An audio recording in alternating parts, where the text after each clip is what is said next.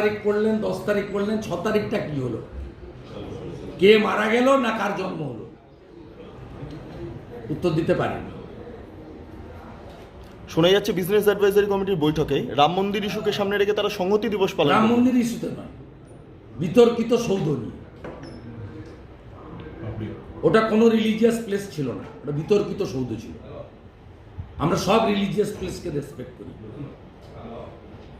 আপনি যা খুশি করুন, আমরা গেরুয়া মাথায় টিকা সৌর্য দিবস পালন করব।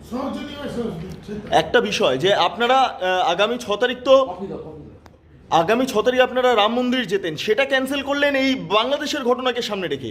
তৃণমূল কংগ্রেস বাংলাদেশ নিয়ে রাস্তায় নামলো না, তারা সংহতি দিবস পালন করছে অন্য ইস্যুকে সামনে রেখে। অ্যাপিচমেন্ট ওটা বলতেও পারছে না, তার কারণ হিন্দুরাও এখানে একজোট হচ্ছে।